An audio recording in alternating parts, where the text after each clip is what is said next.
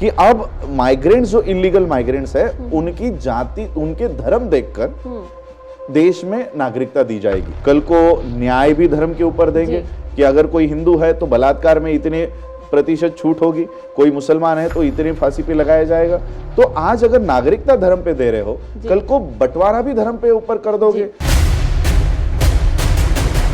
शाहीन बाग में जो दादियां और नानियां बैठी हैं, किसी को भी जाकर पूछो कि आप रास्तों के ऊपर क्यों बैठे हो, वो ये नहीं कहेंगे कि हम सीए का विरोध कर रहे हैं या एनआरसी का विरोध कर रहे हैं। वो कहते हैं कि हम संविधान को बचाने के लिए बैठे हैं।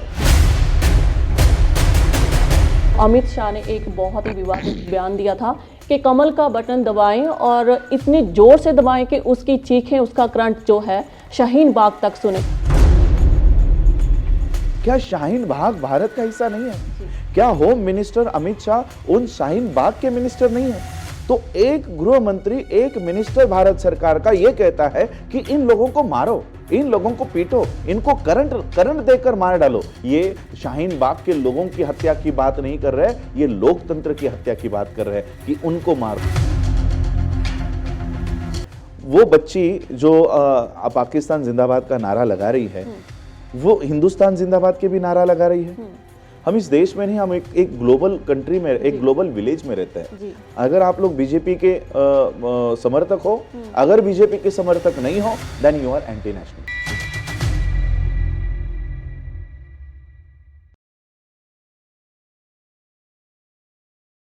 सत श्री अकाल, नमस्कार ते आदाब। इंडोज टीवी देख रहे सारे दर्शकों का मैं हरजिंद कौर मांगट स्वागत करदी हां। अज साडे नाल जो शख्सियत साडे स्टूडियो च मौजूद ने, वो किसी जान पहचान दे मोहताज नहीं है। जी हाँ, मैं गल कर रही हूँ बाबा साहेब डॉक्टर भीमराव अंबेडकर जी दे ग्रेट ग्रैंड नेफ्यू रतन राज अंबेडकर जी दी। तो आपका बहुत बहुत स्वागत है जी हमारे स्टूडियो में। Thank you. रतन साहब, जो एनआरसी और सीएए का पूरे इंडिया में बवाल मचा हुआ है, पूरे शाहीन बाग तक उसकी गूंज उठी हुई है, उसके बारे में आपका क्या कहना है? सबसे पहले इंडोज टीवी के सभी दर्शकों को राजरत्न अंबेडकर का जय भीम, नमो बुद्धाय, सत श्री अकाल, जय गुरुदेव। देखो, इंडिया में अभी जो सबसे बर्निंग टॉपिक है, इशू है, वो है NRC, national register of citizens, जिसको अभी एनआरसी का नाम बदल के एनपीआर कर दिया है लोगों को भ्रमित करने के लिए। सीएए, ये लाइन है, जैसे इंडिया के होम मिनिस्टर खुद कहते हैं कि पहले क्रोनोलॉजी समझो। तो इनकी क्रोनोलॉजी ये है कि पहले सीए आएगा, उसके बाद एनपीआर आएगा, एनपीआर को एनआरसी, अभी ये किया है, पूरे देश में एनआरसी लागू करेंगे। तो ये मैं आप लोगों को एक शॉर्ट में बताना चाहता हूँ, सीए एनआरसी आपस, एक्चुअली इन दोनों को एक साथ रीड करने की जरूरत है। अब हो क्या रहा है, गवर्नमेंट बताने की कोशिश करे सीए अलग है, एनआरसी अलग है, लेकिन देश के होम मिनिस्टर कह रहे हैं कि सीए के पीछे पीछे एनआरसी आने ही वाला है। तो इन दोनों को अलग अलग करके हमको नहीं देखना है, एक देखना है। सीएए ये अमेंडमेंट किया है 2019 में एक एक्ट में, वो एक्ट है 1955 का।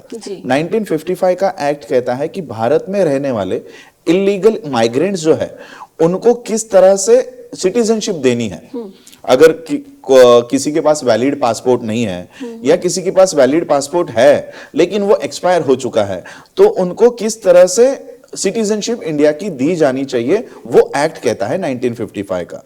इन्होंने इस एक्ट में अमेंडमेंट कर दिया है सेक्शन 2 सबसेक्शन 1 में, उस एक्ट में कॉमा डाल के अब उसमें रिलीजन्स घुसा दिए कि अब माइग्रेंट्स जो इलीगल माइग्रेंट्स है उनकी जाति, उनके धर्म देखकर देश में नागरिकता दी जाएगी। धर्म के नाम पे लोगों को बांटा जा रहा है। धर्म के नाम पर लोगों के, आज तो सिटीजनशिप देंगे, कल को न्याय भी धर्म के ऊपर देंगे कि अगर कोई हिंदू है तो बलात्कार में इतने प्रतिशत छूट होगी, कोई मुसलमान है तो इतने फांसी पे लगाया जाएगा। तो आज अगर नागरिकता धर्म पे दे रहे हो, कल को बंटवारा भी धर्म पे ऊपर कर दोगे। हिंदुओं के स्कूल अलग, सिखों के स्कूल अलग, क्रिश्चियनों के अलग, वर्ण व्यवस्था फिर से लागू हो जाएगी। तो ये हम लोगों को आज हम ये ये नहीं देख रहे कि सीए का विरोध कर रहे हैं। हम सीए का विरोध नहीं कर रहे, हम आर्टिकल 14 में इन्होंने बदलाव किया है उसके लिए लड़ रहे हैं। शाहीन बाग में जो दादियां और नानियां बैठी हैं, किसी को भी जाकर पूछ लो, सारे, एक तो सभी लोग वहां पर बैठे हैं, कोई पढ़े लिखे है, कोई अनपढ़ है, किसी को भी जाकर पूछो कि आप रास्तों के ऊपर क्यों बैठे हो जी। सभी दादी नानी बच्चियां यही कहेंगे, वो ये नहीं कहेंगे कि हम सीए का विरोध कर रहे हैं या एनआरसी का विरोध कर रहे हैं, वो कहते हैं कि हम संविधान को बचाने के लिए बैठे हैं जी। आज देश के बच्चे बच्चे को पता चल रहा है कि किस तरह से संविधान के साथ खिलवाड़ हो रहा है जी। एक एक आर्टिकल देश के संसद में से हटाया जा रहा है। देश में ऑपोजिशन नहीं है, ऑपोजिशन को बोलने नहीं दिया जा रहा, ऑपोजिशन चुप है। आज देश में जो लड़ाई चल रही है ये parliament versus rest of the India, ऐसी लड़ाई चल रही है। इसलिए ये सिर्फ शाहीन बाग तक सीमित नहीं है। मुंबई में, महाराष्ट्र में विरोध हो रहा है, तमिलनाडु में विरोध हो रहा है। आपने तमिलनाडु में देखा होगा कितनी लाखों में संख्या सीए एनआरसी के लिए रास्तों पे उतरी है। पूरा देश इस काले कानून का विरोध कर रहा है। ये कानून, ये कोई दूसरा कानून नहीं, ये फिर से मनुस्मृति जिसके ऊपर आरएसएस 100 साल से काम कर रही है, ये उसको फिर से लागू करना चाहते हैं। जी। बाबा साहेब अम्बेडकर जी ने जो एक लहर चलाई थी, जो उन्होंने कॉन्स्टिट्यूशन बनाया था एससी और एसटी के लिए, तो आपको नहीं लगता रिजर्वेशन उन्होंने चलाई थी वो खत्म हो रही है?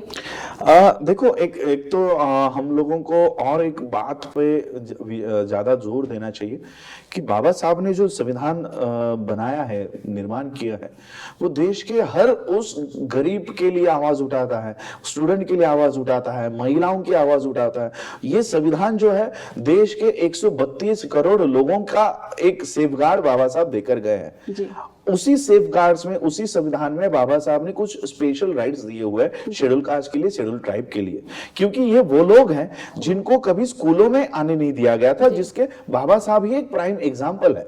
बाबा साहब को स्कूल में आने की परमिशन नहीं थी, बाबा साहब स्कूल के बाहर बैठकर पढ़े हैं। बाबा साहब को उस समय स्कॉलरशिप देकर Baba Sahab London School of Economics, Columbia तक आए, और बाबा साहब को जब ये पता चला कि देश किस हालातों से गुजर रहा है, तो बाबा साहब ने सभी लोगों के हक और अधिकार की बात भारत में आने के बाद की, और वो संविधान में बाबा साहब ने संविधान, एक और मैं आपको अपार्ट फ्रॉम दिस क्वेश्चन कहना चाहता हूं कि बाबा साहब ने संविधान, ये बताया जाता है कि अलग अलग देशों का संविधान रेफर करके बनाया, ये बात बहुत गलत है।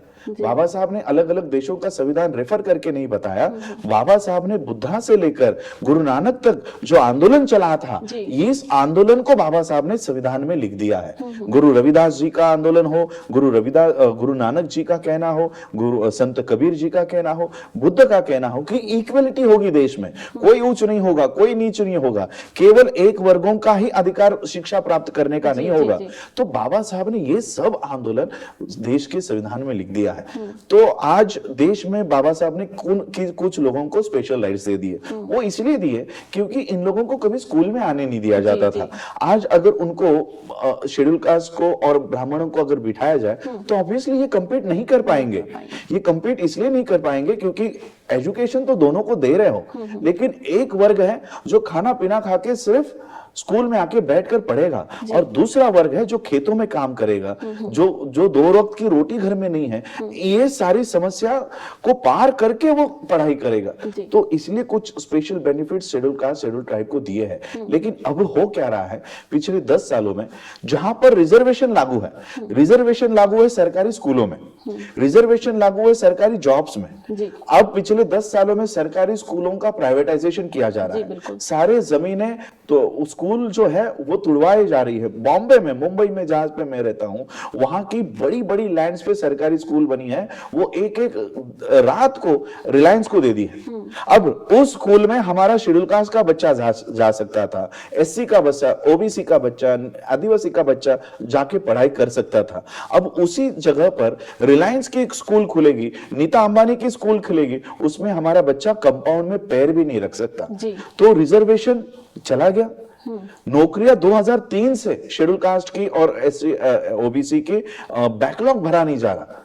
ये पोजीशन सारी बंद है, तो वहां पर रिजर्वेशन बंद है। तो रिजर्वेशन आज सिर्फ संविधान के कागजों पे रह गया है, इंप्लीमेंटेशन में रिजर्वेशन जीरो कर दिया है। जी, अगर बात करें दिल्ली इलेक्शन की, तो अमित शाह ने एक बहुत ही विवादित बयान दिया था कि कमल का बटन दबाएं और इतनी जोर से दबाएं कि उसकी चीखें, उसका करंट जो है शाहीन बाग तक सुने। आपको नहीं लगता कि डेमोक्रेसी को खत्म किया जा रहा है और बाबा साहिब का जो कॉन्स्टिट्यूशन बनाया गया था उसमें अमेंडमेंट की जा रही है, धर्म के नाम पे लोगों को लड़ाया जा रहा है? जी, देखो, ये भारत के लिए, ये बहुत भारत के इतिहास में, लोकतंत्र के इतिहास में एक बहुत दुखद घटना है कि भारत का गृह मंत्री ये सिर्फ बीजेपी के प्रचारक नहीं है, ये सिर्फ कोई कार्यकर्ता नहीं है, ये इंडियन गवर्नमेंट के होम मिनिस्टर है। होम मिनिस्टर ये स्टेटमेंट दे रहे हैं कि इतने जोर से बटन दबाओ कि करंट शाहीन बाग के लोगों को लगे। क्या शाहीन बाग भारत का हिस्सा नहीं है? क्या होम मिनिस्टर अमित शाह उन शाहीन बाग के मिनिस्टर नहीं है? तो एक गृह मंत्री, एक मिनिस्टर भारत सरकार का ये कहता है कि इन लोगों को मारो, इन लोगों को पीटो, इनको करंट देकर मार डालो। ये भारत का गृह मंत्री, देश का गृह मंत्री कह रहा है। तो ये भारत के लोकतंत्र की हत्या नहीं है, ये शाहीन बाग के लोगों की हत्या की बात नहीं कर रहे, ये लोकतंत्र की हत्या की बात कर रहे हैं कि उनको मारो। ये करंट शाहीन बाग के लोगों को नहीं देना चाहते, ये करंट उस लोकतंत्र को देना चाहते हैं, उस संविधान को देना चाहते हैं जिससे ये भारत बना है। जी। तो ये पूरे भारत को तबाह करने का काम है। रिसोर्सेज सारी हमारी जलाई जा रही है, तबाह की जा रही है, जमीनें बेची जा रही है। एक रुपए में, 1 रुपए एकड़ में रामदेव बाबा को जमीनें दी जा रही है। रामदेव बाबा को एक रुपए एकड़ में हमारे आदिवासी कम्युनिटी, शेड्यूल ट्राइब अपने जंगलों को बचा रहे हैं, और पुलिस वालों से जब भिड़त होती है इन लोगों को मार डाला जाता है। और क्या पेपर में आता है कि नक्सलाइट्स को मार डाला। जी। जो लोग अपनी जमीनों को बचा रहे हैं, उस जमीन के नीचे मिनरल्स है, बॉक्साइट है, गोल्ड है, कोल है, क्या क्या है, इतना सारा रिसोर्सेस है। ये सारा रिसोर्सेस 1 रुपए में अंबानी को दिया जा रहा है, अडानी को दिया जा रहा है, रामदेव बाबा को दिया जा रहा है। पूरा देश ये 3-4 लोगों के हाथों में बेचने का काम सरकार कर रही है। जी, फ्रीडम ऑफ स्पीच को खत्म किया जा रहा है, जिसे बोलते हैं कि फोर्थ स्टेट ऑफ मीडिया को, जो फोर्थ स्टेट बोला जा रहा है, उनकी आवाज को दबाया जा रहा है। जो उनके खिलाफ बोलते हैं उन्हें आतंकवादी करार दिया जाता है। देखो, अभी तो भारत में एक मजाक के तौर पे कहते हैं कि इंडिया में there is a freedom of speech but there is no freedom after your speech.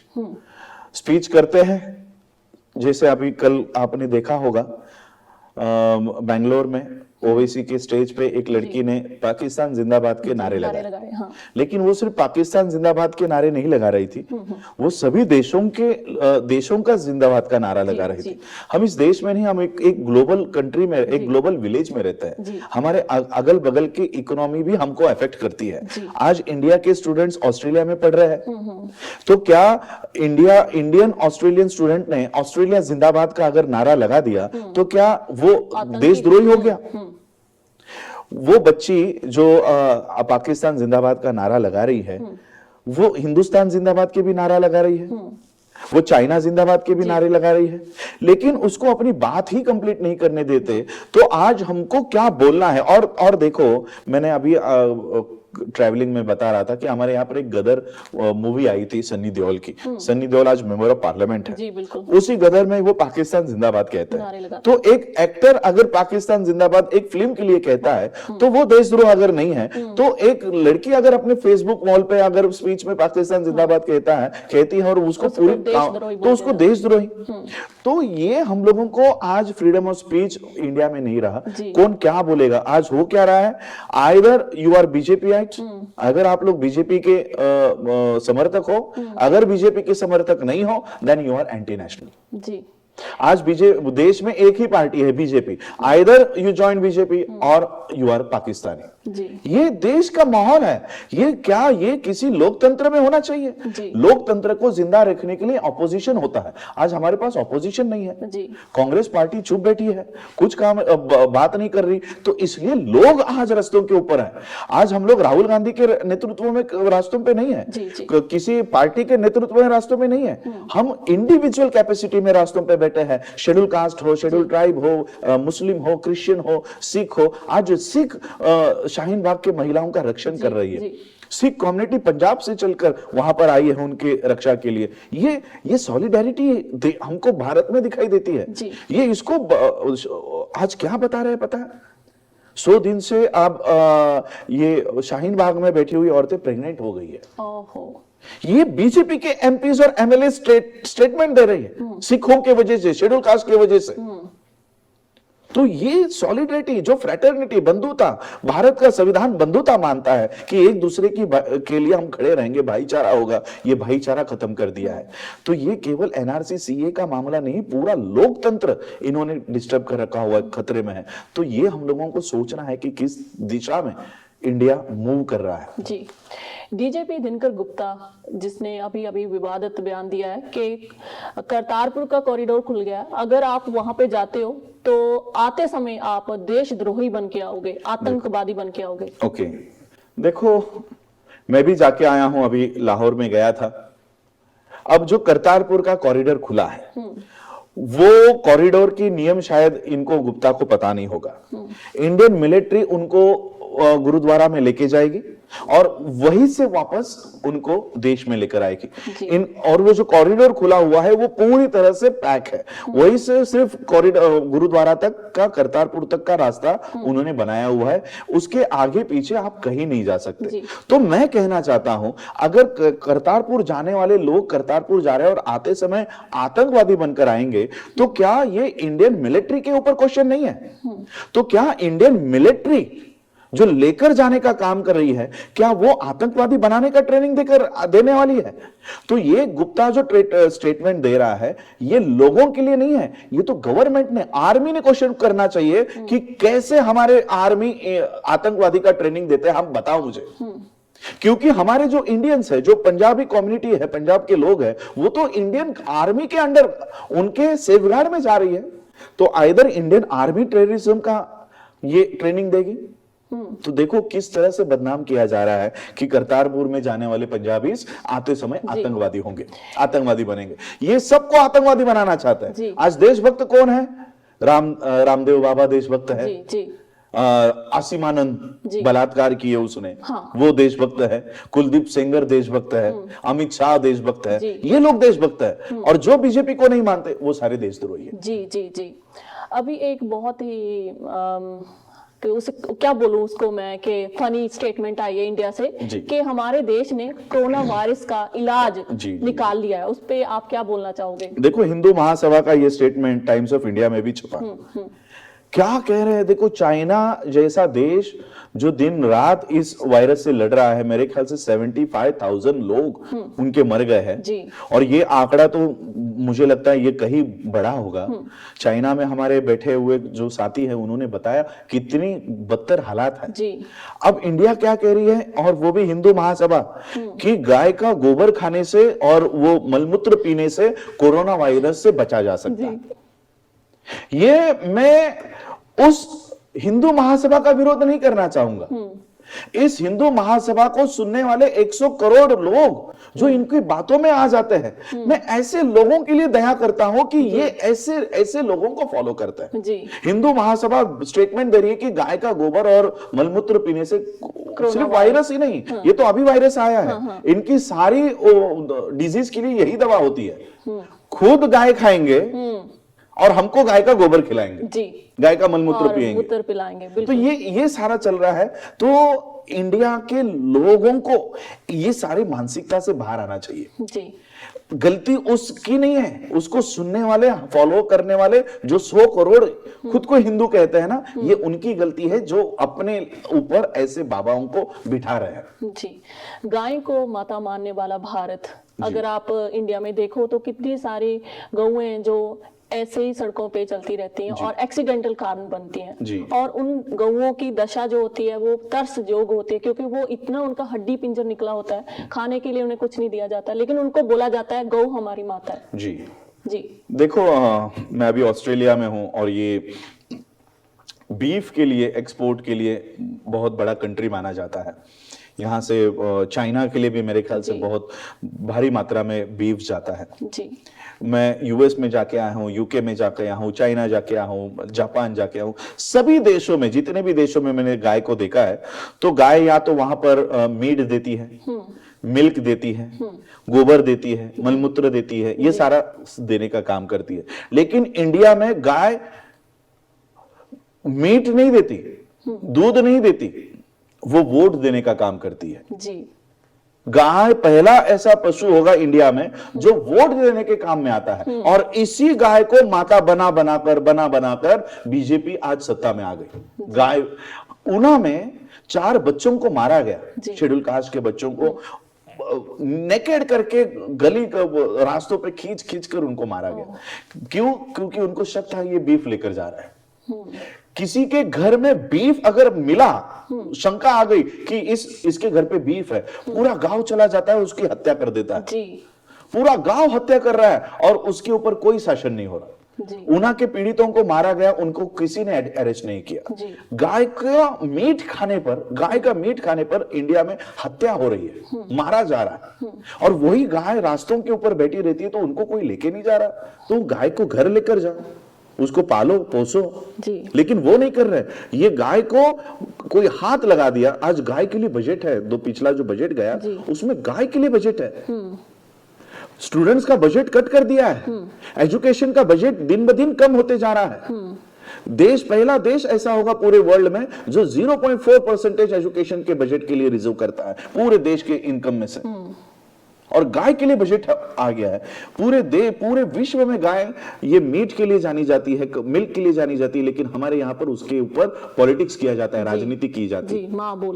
माँ बोल के इसको माँ बना दिया है, गाय को माता बना दिया कि 33 करोड़ देवी देवता इस गाय के पेट में रहते हैं। वो भी देखो, अगर गाय की हम बात करते हैं तो उसका रिलेशन है जो बुल से जुड़ा होता है, तो उस वजह से तो वो हमारा बाप हुआ ना। वो उसको बाप नहीं मानेंगे। मानो सांड को बाप अपना, तो सांड को काटने की मंजूरी दी हुई है, उसको काटते हैं। अच्छा।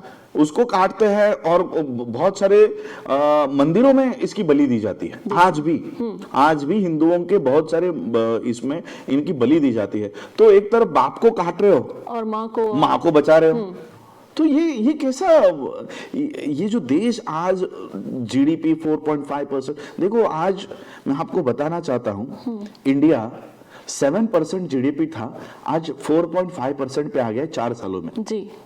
और इन्हीं 4 सालों में 7वें नंबर पे अडानी थे जी, वर्ल्ड के रिचेस्ट देश के रिचेस्ट 7th नंबर पे थे, वो 2nd नंबर पे आ गए जी।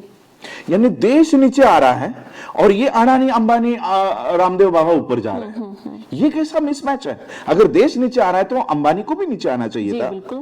ये देश इसलिए नीचे आ रहा है और ये लोग इसलिए ऊपर जा रहे हैं क्योंकि सारे देश के रिसोर्सेज इनको दिए जा रहे हैं। जी बिल्कुल। तो एक तरफ आप जीडीपी को कम करवा रहे हो और हम लोगों को इस देवी देवताओं में फंसा के रखे कि गाय माता है, गाय को पूजते रहो। तो ये पूरे इंडियंस का दिमाग डाइवर्ट करके रखा हुआ। आज हम हमारी इकोनॉमी के लिए नहीं बात करते, एजुकेशन के लिए बात नहीं करते, इंफ्रास्ट्रक्चर के लिए बात नहीं करते, औरतों के बलात्कार हो रहे, जिंदा जलाए जा रहे हैं, उनके ऊपर बात नहीं करते। बात किस पे कर रहे? गाय को बचाना है। आज प्राइम हमारा इशू क्या है? गाय जी। तो ये सब बहुत डाइवर्शन शुरू है इंडिया में।